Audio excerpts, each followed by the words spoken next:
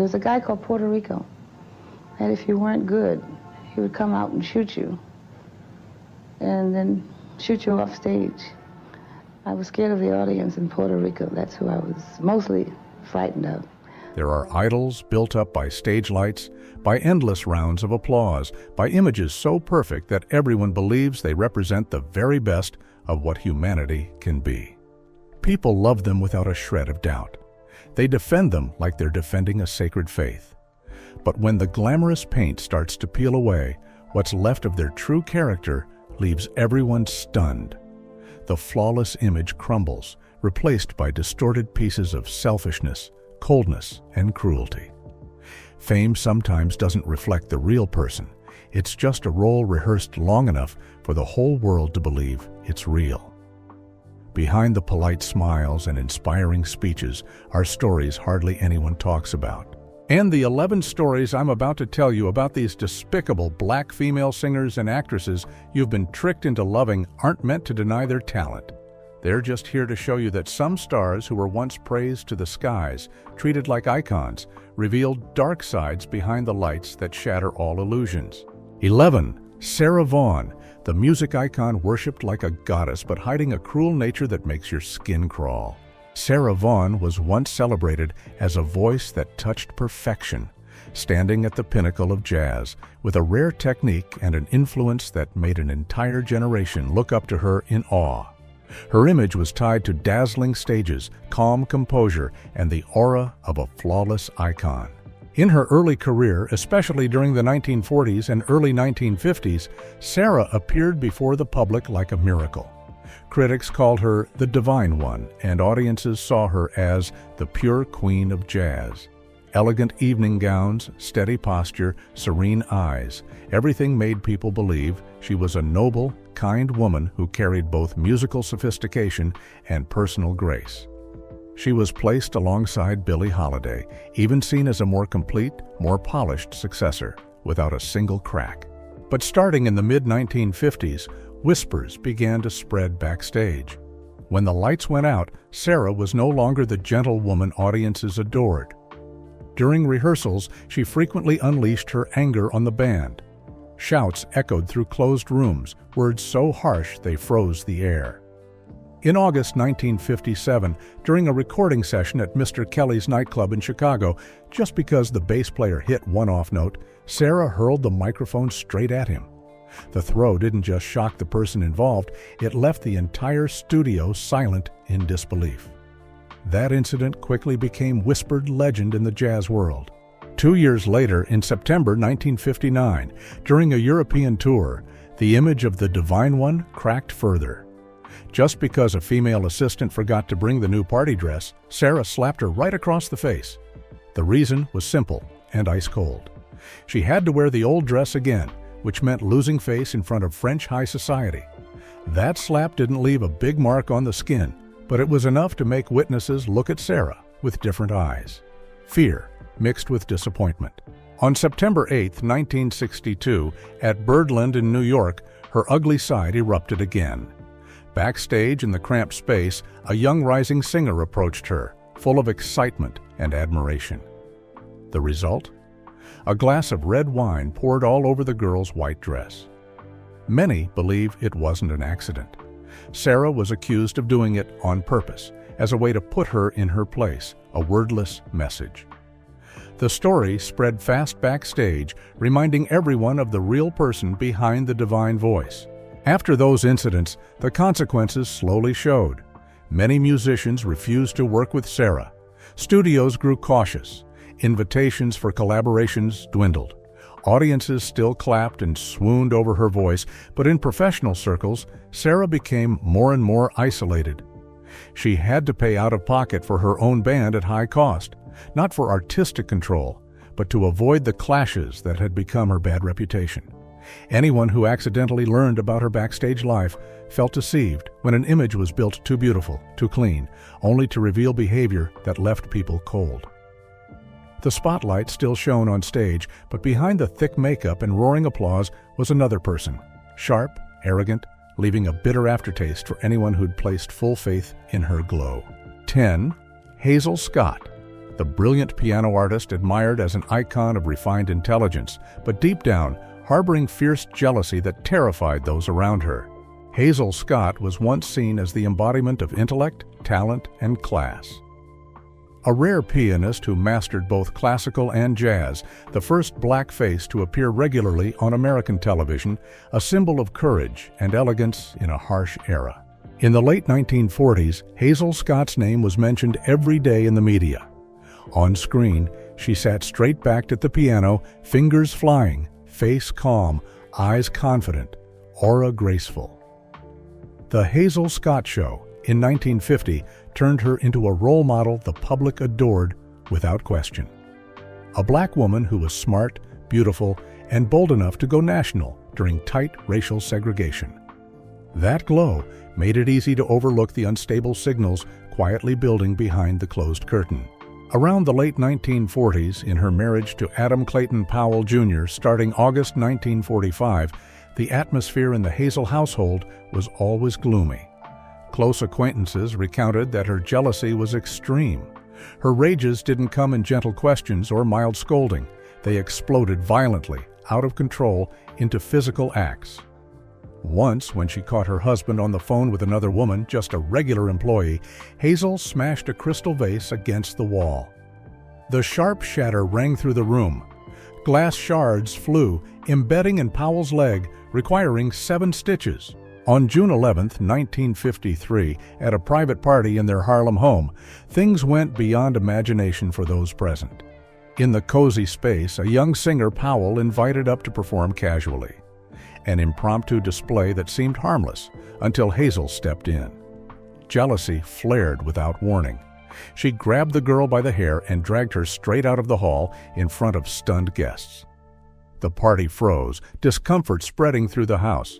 That moment marked the long slide of an icon once cherished. In the years that followed, the marriage cracked wider. The 1960 divorce seemed inevitable. But instead of closing the storm, it opened darker chapters. Hazel deliberately disrupted her ex-husband's performances and political events. Phones cut off at critical moments. Anonymous letters appeared on editors' desks accusing him of affairs. No one confirmed those scandals, but the repeated coincidences made many believe it wasn't random. In the end, the image of the elegant, intelligent woman once praised was replaced by the portrait of a wife consumed by uncontrollable jealousy. American television turned its back. Big opportunities vanished. Hazel had to leave the familiar stage, moving to Europe to escape the wave of criticism. The lights still shone, the piano still played, but her status was never the same. Hazel Scott's image therefore carried a sense of falsehood, an icon built from talent and grace only to hide a chain of wild jealous acts that made acceptance hard. 9. Barbara McNair, the gentle perfect face on television, but in reality, a harsh controller who made colleagues tremble. Barbara McNair was once a face American TV proudly showed off. One of the rare black singers and actresses appearing regularly on national airwaves with a gentle face, smooth voice, and poised demeanor that made people easily believe in her perfect image. In the early 1960s, Barbara McNair's name was linked to studio lights. She stepped onto stage with a light smile, slow walk, every movement just enough to feel safe. American TV loved that image. Audiences did too. Barbara often played sweet, kind girls without sharp edges. People called her the perfect woman of the small screen, a safe choice, no controversy, no discomfort. That familiarity led many to place near absolute trust in her. When The Barbara McNair Show aired in 1969, the pictures started changing color.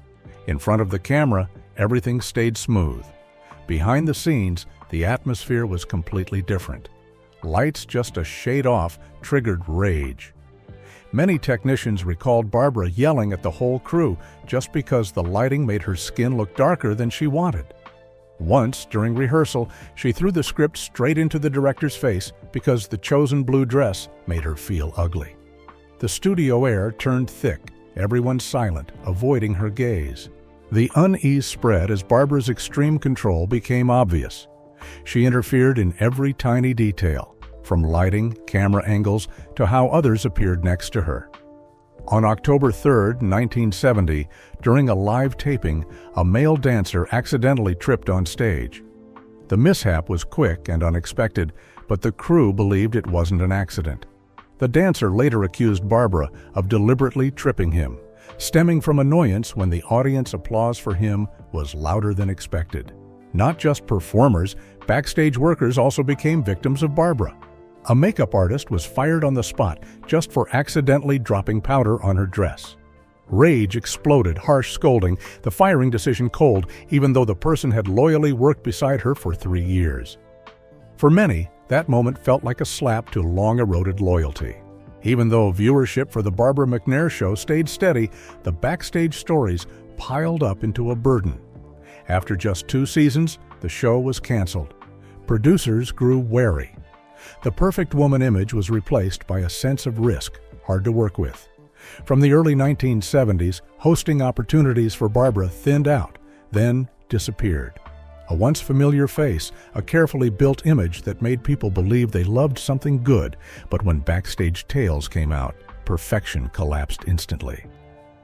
What remained about Barbara wasn't admiration, but a deep feeling of being deceived in fans' hearts. 8. Leslie Uggams, the golden girl of the screen with professionalism and gentleness. But behind it all, a suffocating shadow that made everyone feel oppressed.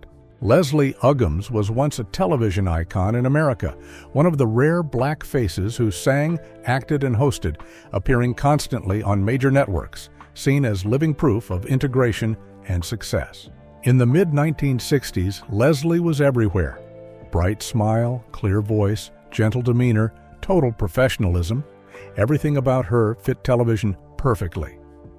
When The Leslie Uggams Show debuted in 1969, audiences believed they were seeing a flawless role model. A talented black woman, calm, not loud, soft enough to be loved, polished enough to be accepted. The image was repeated so often, it became accepted truth in the public's eyes. But starting in 1968, when she took on the main hosting role, backstage atmosphere slowly shifted. The professionalism everyone saw on screen turned into rigid control. A light off by just a few centimeters meant stopping the shoot. Once, Leslie demanded all stage lights be turned off because the light hit her cheekbones in a way that made them look higher than usual. The entire crew stood waiting in darkness for 10 minutes while adjustments were made, no one daring to complain. The silence was heavy, as if the whole studio was being squeezed by one hand. The feeling of being overpowered spread throughout the production team. Leslie didn't just control lighting, she controlled everyone else's screen time. On January 11, 1971, during a live taping, a young singer was invited as a guest. But his segment was abruptly cut short in a cold manner. Leslie was accused of deliberately skipping his lines, rushing through his part quickly to keep more time for herself. Afterward, in front of the whole crew, she mocked the guest, embarrassing him simply because when he first arrived at the studio and met her, he didn't bring a cup of coffee as a greeting. The studio mood sank. Many looked down. No one wanted to be the next victim. Stories like that were not rare. By November 1974, when she appeared as a guest on another show, Leslie stunned the crew again. Just because she had to wait 5 minutes before going on stage, she refused to shake the director's hand when leaving. The annoyance didn't stop there. After the show, a complaint letter went straight to the network, accusing the crew of disrespecting the artist.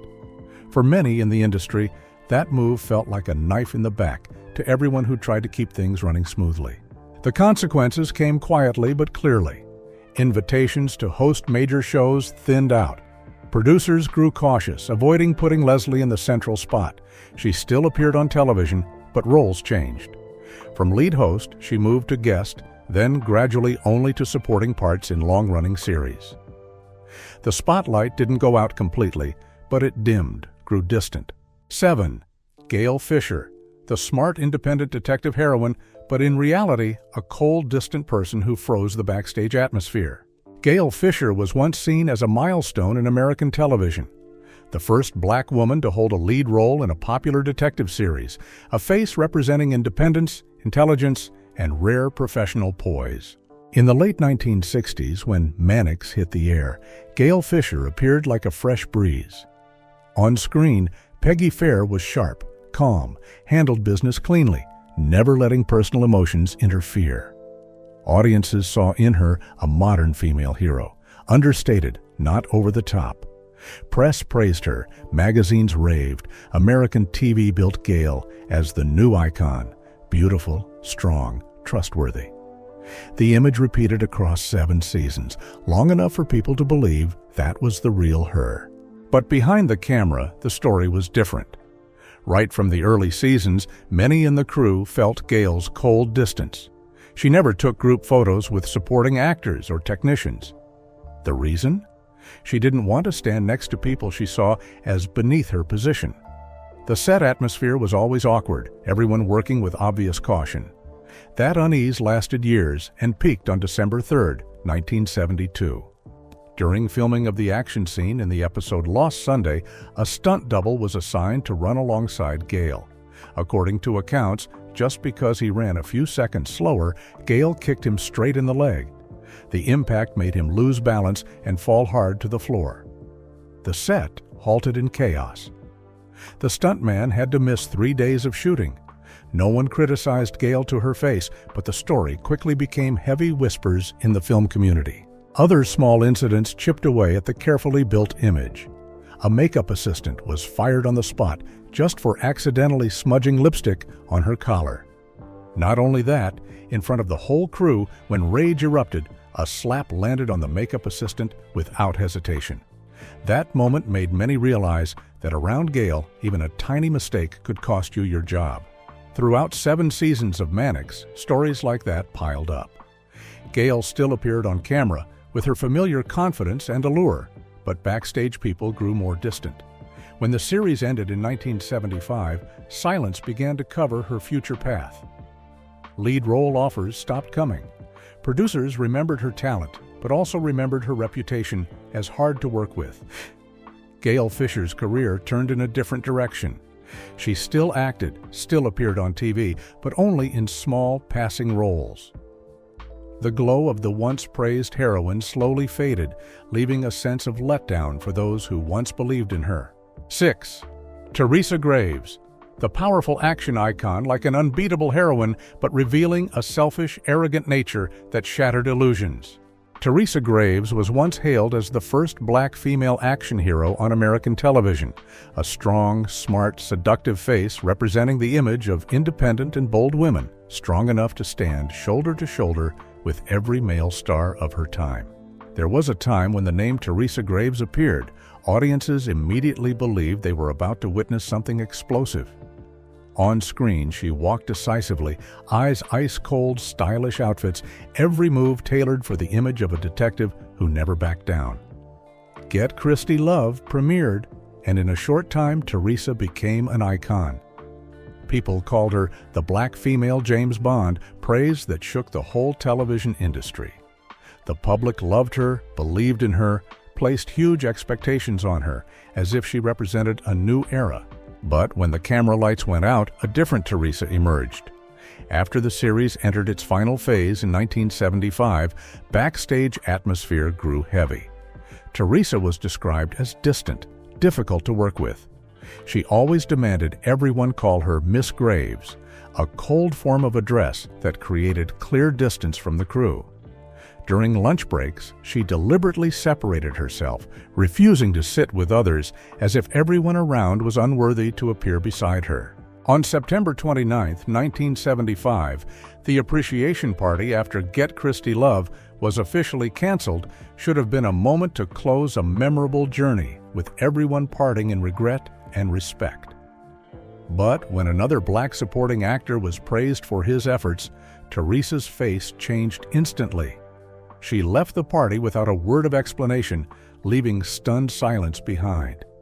Her heavy footsteps echoed through the crowded space as if asserting that only she deserved to be the center. Later, during another program taping on April 2, 1976, Teresa deliberately ruined a guest actor's take. She changed lines right at the emotional climax, causing the co-star to be scolded by the director in front of everyone for not keeping up with her. A small action, but enough to reveal cold calculation. From an inspiring icon, she gradually became seen as someone willing to step on others to hold her position. Teresa's fame slid downhill without breaks from then on. Film offers thinned, then vanished. Fans who once loved her began feeling deceived. The strong heroine image on screen clashed sharply with the real-life person, where arrogance and selfishness stood out clearly. After many backstage scandals, Teresa almost disappeared from entertainment. She withdrew, turned to charity, lived reclusively, no longer appearing in major roles. Some say it was redemption, others say it was just escaping scrutiny. Whatever the reason, the truth remained. The image that once inspired so many had collapsed.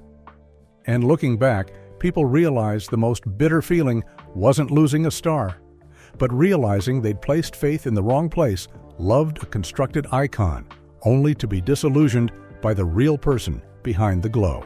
5. Judy Pace. The classically elegant beauty praised as the perfect lady, but with a brutal, jealous nature that destroyed her family.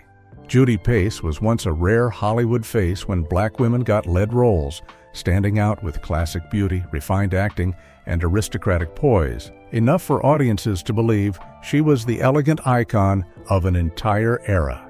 There was a period when just seeing Judy Pace's name on screen made people think of gentleness, luxury, and standards. In Peyton Place then, The Young Lawyers, she appeared with calm gaze, slow speech, every gesture suggesting careful polishing. Hollywood in the 1960s and 1970s didn't open wide doors to black actors, but Judy still stepped into central positions, making the public believe she wasn't just beautiful. She was a moral role model worthy of admiration. But starting in 1965, when she entered her first marriage with a black musician, her everyday image gradually differed from what audiences believed. Close people began recounting tense moments in the supposedly warm home. Judy wasn't the soft woman from the movies. She controlled, got jealous, and easily exploded when things didn't go her way. One evening, after her husband came home late from a performance, Judy's anger flared like fire. In the narrow bathroom space, the electric shaver was hurled straight into her husband's face after a fierce argument. Blood flowed, forehead split, and the inevitable result was cold stitches in the hospital. Medical staff were stunned at first seeing Judy's family in the hospital. But then, the accidents repeated too often, making doctors suspicious. They even asked her husband if he was being domestically abused and needed help. On December 15, 1969, tension between the couple grew louder. At a year-end party organized by colleagues at Judy's home, amid soft music and dim lights, she caught a female singer trying to approach her husband. In reality, the singer was asking where Judy had gone and wanted to ask for her autograph. But Judy didn't care what was happening. Jealousy exploded on the spot. She grabbed the girl by the collar and dragged her outside in front of stunned witnesses. That suffocating marriage lasted only until 1972 before breaking apart. After the divorce, more family secrets came out. The ex-husband said Judy controlled all finances. She kept the safe key, decided every small expense, even buying a cup of coffee or a donut, and gave her husband only $50 pocket money per week. To outsiders, that wasn't too bad. But combined with previous behavior, it painted a picture of a cold, controlling Judy who used personal power to strangle those around her. The marriage scandal didn't explode loudly, but it was enough to crack the image of Hollywood's most elegant black woman. Roles still came, but no longer central ones. Judy was gradually pushed to the sidelines, appearing less, fading more. By the late 1970s, she quietly withdrew from Hollywood, carrying an image that was no longer intact. Looking back, the bitter feeling lies in the public realizing they once loved a carefully polished image. But behind the classic beauty and aristocratic demeanor was a prickly, violent, cold person. 4. Rosalyn Cash, the power icon resilient on the big screen, but frequently raging in fury that isolated colleagues. Rosalyn Cash was once seen as one of the rare black faces in 1970s Hollywood carrying real power, making her mark in major films with solid acting, a deep, warm voice, and a presence that made people believe she was the unshakable model of a strong woman. The story started beautifully. In the early 1970s, when Rosalyn Cash appeared in The Omega Man in 1971, then drew attention with The New Centurions. In 1972, audiences saw a black woman standing tall on screen, never avoiding eye contact, never bowing to anyone. She spoke little, eyes firm, every step carrying weight. Media called her the embodiment of independence, inner strength, a generation of black women daring to face prejudice. People loved her early, loved because they believed behind that tough exterior was a principled, fair person. But behind the lights, things weren't as pretty as the public imagined. In the 1970s, while working on independent films and theater, Rosalyn began showing a temper that made many wary. The set atmosphere often tensed like a tight string whenever she appeared. She walked into rehearsals with a stone-cold face, voice low and heavy, never smiling hello or starting conversations, always keeping that scowl that made people feel crushed even before any conflict. On December 31st, 1973, during a low-budget film, conflict exploded. A crying scene was asked to be redone 3 times. The director wanted more emotion. Rosalyn thought he was being unreasonable, deliberately pushing her to the limit. The set grew thick. Script thrown to the floor, papers flying, stomping feet mixed with her fierce argument. The whole crew stood frozen. No one dared speak. Finally, the director compromised. Rosalyn continued filming with a victorious feeling. Similar things repeated often. On October 2, 1975, in a Los Angeles theater play, a staged fight scene turned into a real accident. A male actor got hurt, had to miss 2 weeks, but it wasn't entirely accidental. Rosalyn was accused of adding extra attack moves beyond rehearsal, catching the male actor off guard, shoving him down so hard he cracked his hand. Luckily, the scene still fit the play, so the audience didn't notice. Backstage staff whispered they'd seen Rosalyn and the actor argue before show over costume details. No one expected it to go that far. Backstage, small troubles kept piling up. Young actors disappointedly told of being kicked out of dressing rooms, feeling belittled just for lacking years on stage. Rosalyn seemed to build an invisible wall, clearly dividing who deserved to stand with her, who should stay aside. The strength once praised slowly turned into heavy pressure on those around.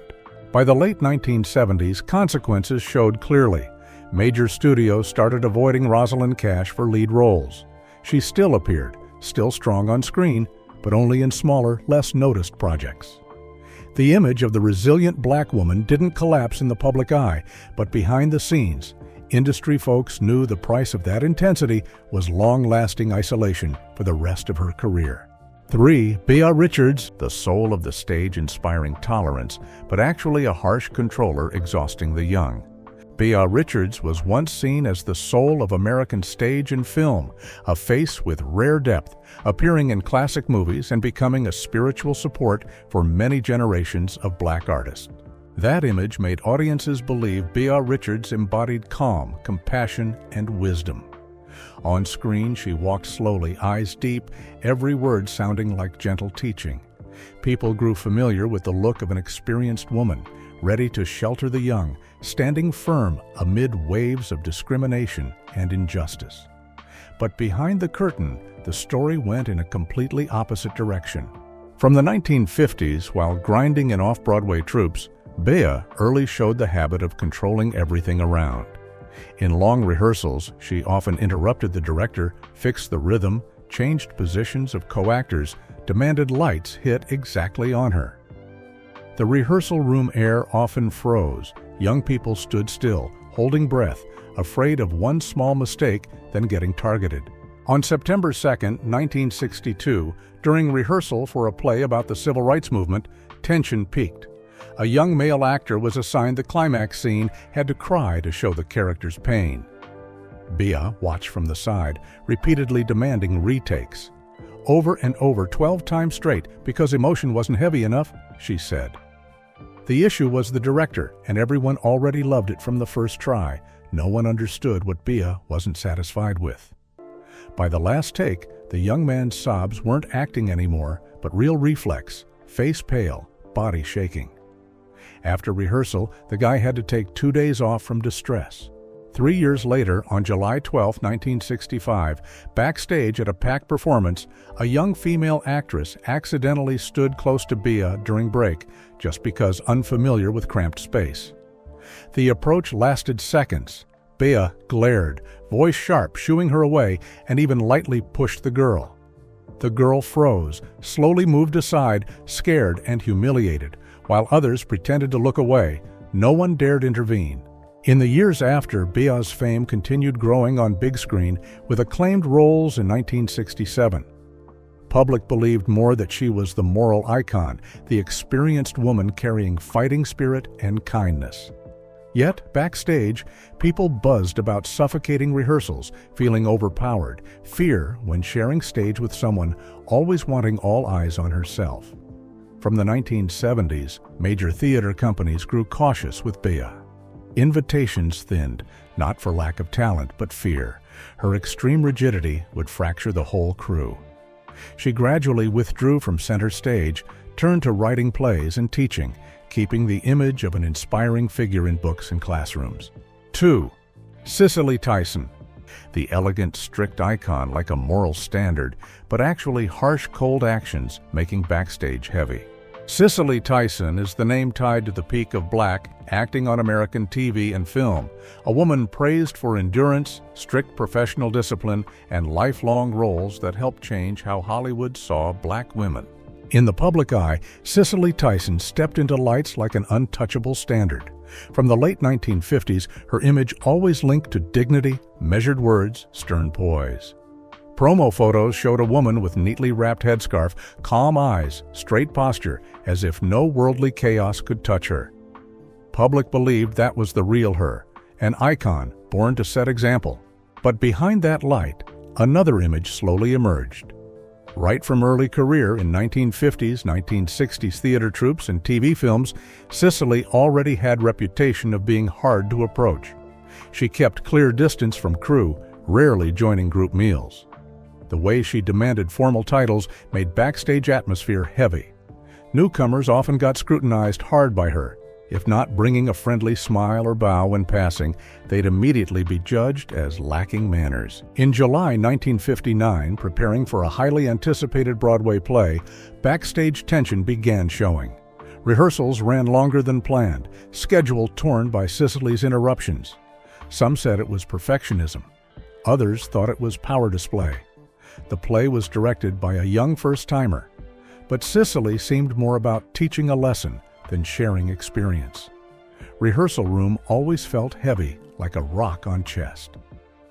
The play finished, but the lingering of those days many couldn't forget. Later, the director learned Cicely was so strict because in some scenes he cut her lines he thought weren't good. By early 1960s, as Cicely got more attention on TV, small conflicts kept accumulating. In August 1964, during a TV audition, a seemingly tiny incident spread like oil in the industry. A handshake not lasting 3 seconds with the assistant director made Cicely feel disrespected. So, a report went to producers. People said she was too sensitive, building absolute boundaries between herself and others. Whatever the reason, the list of people uncomfortable working with Cicely grew longer. Those stories weren't big enough to destroy her career, but enough to create a fog around the pure image public trusted. Some young directors chose to step back, not doubting talent, but fearing the working atmosphere with her. For many years, Cicely walked a thin rope where one slip could collapse all glow. Then time passed. Major roles in the 1970s pulled Cicely to a height few dared mention the past. Success covered the shadows, and the story of a perfect icon continued being told smooth and beautiful. But for those who stood behind the curtain, memory of a harsh person remained, like a thin scratch on the perfect statue public once loved. 1. Diahann Carroll. the pioneering elegant success icon, but behind was perfectionist pressure exhausting the crew. Diahann Carroll was a pioneering face on American television. Rare black singer and actress rising to lead in the series Julia from 1968-1971. Her elegant, smart, high-fashion image made her the icon of success. You see soft lights, immaculate dresses, smile controlling every camera angle. Back then, Julia appeared as a beautiful promise. A black woman could stand in prime time, speak calmly, live in a neat apartment, work with intelligence. The whole America believed that picture. And from there, many started loving Diahann Carroll, loving without reservation. But Backstage told another story. Right from first shooting days, perfectionism turned into pressure. Lights demanded readjustment near recording time. Costumes changed constantly. Schedule delayed for tiny details like eyeliner, lipstick shade, not bold enough. Whole crew waited in silence. No one dared complain, because the one in front of camera was the icon everyone feared upsetting. Tension escalated with each episode. Some shoots stretched hours just waiting for sunlight to hit the perfect spot. A makeup assistant once smudged mascara during break. Seemed small and fixable, but ended with her getting scolded like water splash for 15 minutes in front of everyone, then leaving the project with resentment. Set air heavy as lead, everyone knew one small mistake could cost the job. Julia spared no one, even those working with her years. September 17, 1969, became a marker many crews still remember. In a special episode, a young white actor appeared in frame, just a passing supporting role. But pace slowed. Takes kept cutting for petty reasons about face angle, light reflection, guest gestures. When final take finished, Julia's comment to director was private. That guy wasn't ready to stand beside her, made her feel impossible to act with. Once supporting actors invited for group promo photos, but Julia's refusal came blunt. Reason not wanting image dragged down. Backstage, hierarchy clear. One side heavily protected glow, other side quiet workers carrying pressure and swallowing frustration. Julia still aired regularly, viewership steady.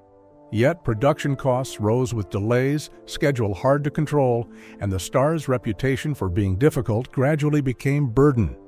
After 3 seasons, series ended. Not because audience turned away, but because the machine behind was exhausted.